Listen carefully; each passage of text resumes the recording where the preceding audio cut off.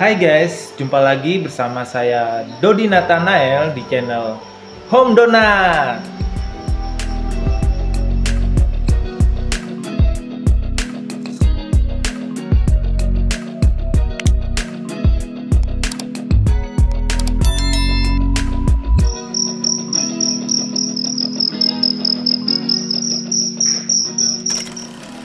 Kenapa saya beri nama channel ini Home Donat?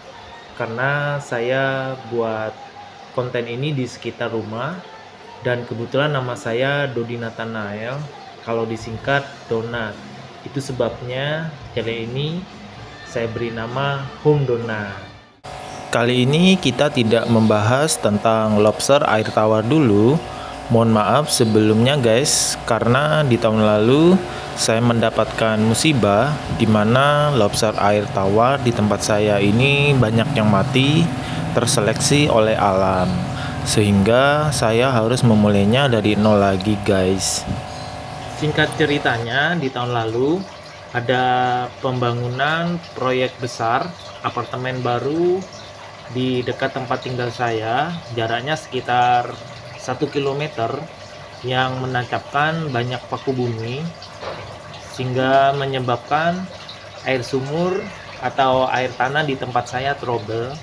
Berdasarkan info yang saya dapat dari senior saya yang lebih berpengalaman, biasanya proyek besar yang menancapkan banyak paku bumi ke dalam tanah untuk jarak radius 2 km itu berpengaruh sama kualitas air tanah atau air sumur di daerah sekitarnya. Di tempat saya Surabaya sini, selain menggunakan air sumur, bisa juga menggunakan air PDAM. Cuma di tempat saya ini kadar kaporit air PDAM-nya terlalu tinggi. Dulu pernah saya waktu pertama kali belajar tahun 2019 menggunakan air PDAM untuk budidaya lobster air tawar. Ternyata banyak yang gagal adaptasi. Setelah itu saya rubah, ganti dengan air sumur. Ternyata lebih baik, lobster air tawarnya bisa adaptasi. Waktu itu saya coba tanya ke teman-teman yang lebih berpengalaman. Untuk solusinya saya diberi saran untuk memasang tabung filter. Cuma waktu itu tidak saya lakukan karena letak kolam saya itu berpencar.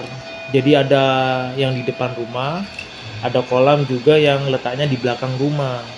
Kalau dipasang tabung filter, itu cara memasang saluran aliran airnya itu akan jadi ribet.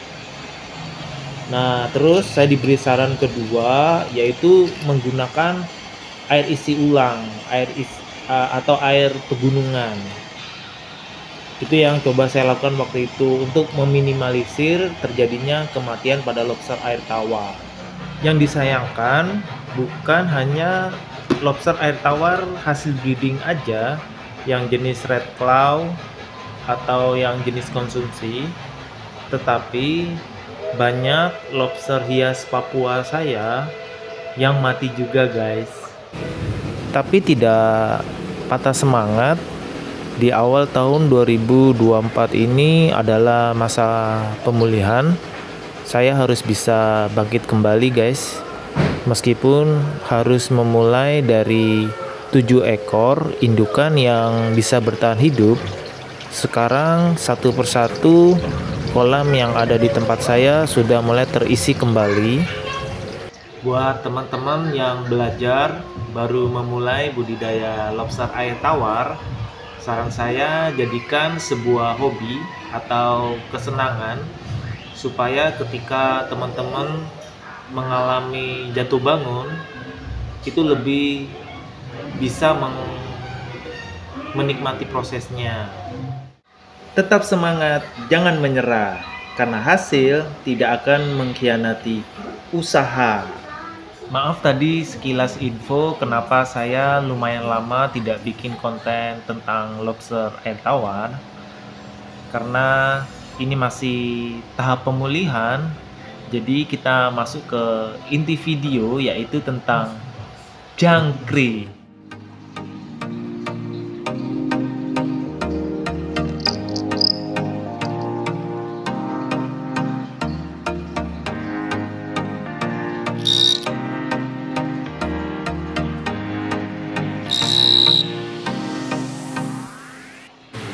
Kenapa saya ingin bikin konten tentang jangkrik? Karena saat mendengarkan suara jangkrik, saya jadi ingat semasa kecil dulu waktu tinggal di desa daerah Situbondo, guys. Selain itu, suara jangkrik bisa digunakan untuk mengusir tikus. Kebetulan kalau di Surabaya sini tikusnya gede-gede, guys. Jadi kalau kelihatan lewat bener-bener bikin meresahkan. Mungkin teman-teman di Surabaya sini sudah biasa melihat tikus ukurannya sebesar kucing. Waktu kecil dulu saya tinggal di Situbondo, ukuran tikusnya nggak sebesar di Surabaya sini. Coba di daerah lain teman-teman kasih komen sebagai informasi ukuran tikusnya besar atau kecil ya. Ini jangkriknya saya taruh di wadah kaca bekas ikan cupang supaya mudah dilihat. Kemudian saya beri pasir dan batu supaya nyaman jangkriknya merasa di alam. Biasanya jangkrik suka makan yang mengandung air seperti daun singkong, wortel, timun, maupun jagung. Berdasarkan info yang saya dapat dari internet, suara ultrasonik jangkrik tidak disukai oleh tikus. Apakah benar atau salah? Coba teman-teman kasih komen ya, guys. Usia jangkrik tidaklah lama, sekitar 70 hari sampai 100 hari atau sekitar 2 bulan sampai 3 bulan. Dan jangkrik jantan biasanya usianya lebih pendek dibandingkan jangkrik betina. Oleh sebab itu, dengan adanya konten jangkrik ini, saya bisa mengabadikan momen nostalgia mengenang semasa kecil dulu saya pelihara jangkrik, guys.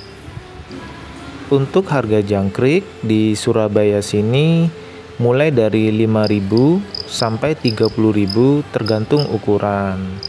Kalau di daerah teman-teman yang lain harganya sama atau beda, coba beri komen ya. Melalui video ini, teman-teman bisa lihat perbedaan antara jangkrik gangsir dengan jangkrik aduan. Dari segi ukuran dan cara mengkiriknya itu berbeda, guys. Di sini kita bisa lihat perbedaan ukuran jangkrik gangsir lebih besar dibandingkan ukuran jangkrik aduan. Supaya bisa bersuara, perbedaan cara mengkirik jangkrik aduan di bagian kepalanya, sedangkan jangkrik gangsir di bagian ekor. Seperti itu, guys. Jika ukuran lebih penting, teman-teman bisa pelihara jangkrik gangsir karena ukurannya lebih besar dibandingkan dengan jangkrik aduan. Tapi jika teman-teman lebih mementingkan gestur, jangkrik aduan adalah pilihan yang tepat untuk dipelihara. Baiklah teman-teman, terima kasih sudah nonton video ini. Semoga bermanfaat. Buat yang baru bergabung, support dengan subscribe, komen, like, dan share.